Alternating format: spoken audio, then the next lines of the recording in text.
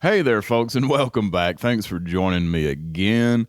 It is early winter, late fall.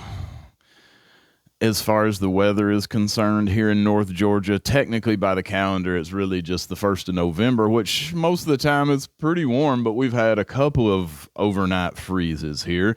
So it has affected the Medaka ponds, not terribly, but it's seasonal changes that they are experiencing.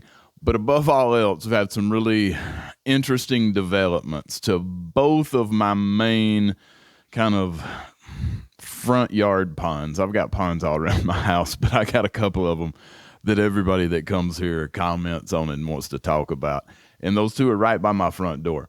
And both of them have gone through major failures here in the past couple of weeks. I'm going to let the rest of this video kind of unveil itself. My Japanese biotope had a very interesting occurrence that I got kind of weirded out about it first, but then when I thought about it, I used a little bit of common sense. My older pond with my breeding Medaka has had an outright failure that I had to go back in and try to fix. So stay tuned for the rest of this video. I'm going to flip it over to the other format, and you can follow me around in my yard for a little while. So here we go. So a few days back, I had noticed that the pump in my Japanese style biotope pond had quit working. So I went outside to investigate what the problem was, and I noticed that the power line from my solar panel to the pump had been cut. I thought, well, maybe this was animal. So I investigated a little bit, but it obviously had been cut by some type of device. And it seemed like it might have been cut by somebody that wasn't very good at it. So under further investigation, I realized that it might be my 4-year-old. So we've had a couple of interesting things develop here.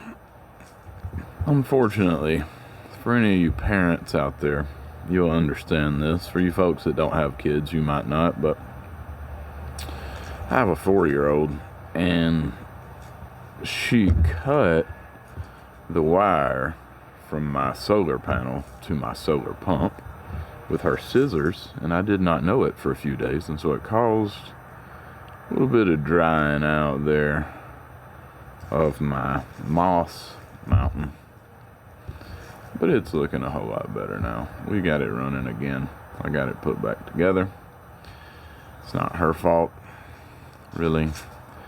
Some more upset about her mother letting her run around outside with scissors unsupervised, but can't have it all. So we got that fixed up. It's looking pretty good now. There's the old Medaka pond here in the wintertime. We had a freeze last night, so this is it getting itself put into dormancy. You can see how most of the plants are changing colors, looking a little bit different. Doing pretty good. Now, along with the disaster I had on my other Medaka pond with the solar pump, this one, the pump just outright quit. Now, it was running for a few years, so you can't really fault it. It's mechanical. It's going to fail at some point. Probably hadn't cleaned it in a couple of seasons, so it did all right. But I'm going to come up with another solution here, so I'm going to have to pull all of this material out of my sump, my little filter here, and we'll see how that goes.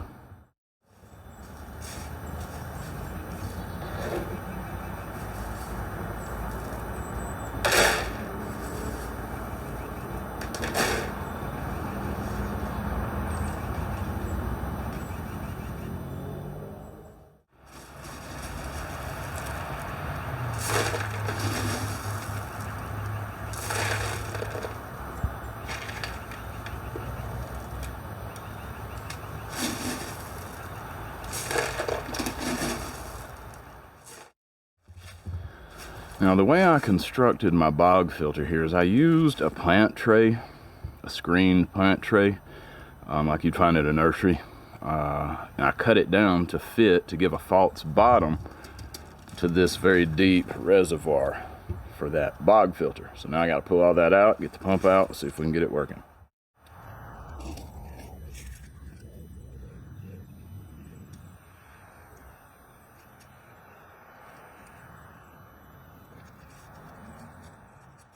So here's something a little unique about the way I do these, is I have an inline pump, and I got it specifically because I felt bad for the dang fish having to hear the vibration all the time, or feel it, whatever they do to it. So if you'll notice, my bog filter here, it actually pulls water through a line, and it's like a it's kind of like a giant hang on the back filter, or a giant canister filter. Anyway, I'm gonna get this inline pump hooked back up. We'll see if she'll do the business. So for you new folks, I took the pump out, brought it in here to my sink, cleaned it out real good. Now I've got it running. It's just circulating really hot water to just do that final cleaning of its internal parts before I hook it back up to the old Medaka pond.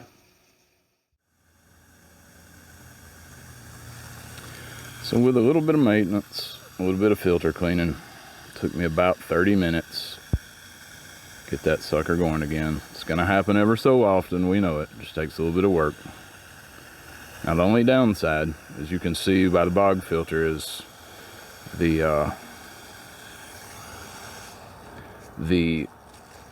leca has been exposed, whereas it used to be black gravel.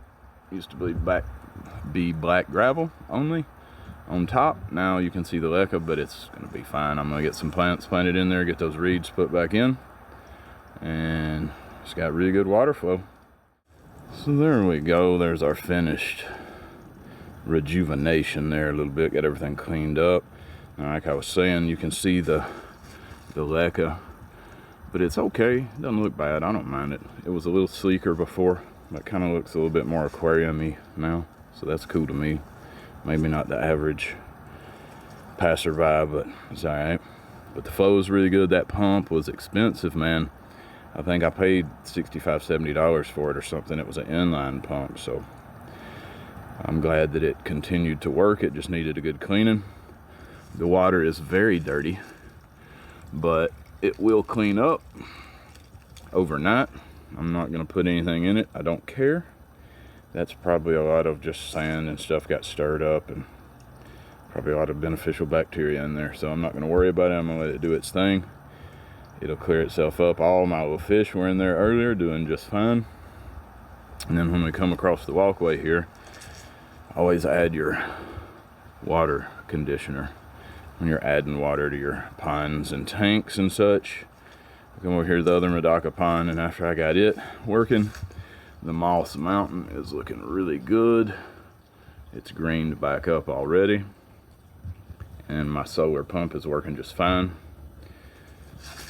even though my kid cut my cord. She didn't mean to. She didn't know better. Where's my repair? Oh, there it is right there. Got a little shrink wrap on it, so it should be just fine. That solar pump is working really well. I really like it. They're not cheap though. Anyway, thank you guys for tuning in. This is what my Medaka pond looks like as we're heading into winter here.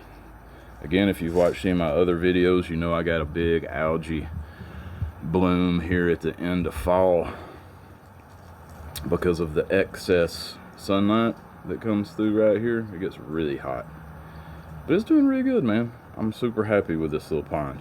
The fish have been very healthy. The shrimp are all living and breeding.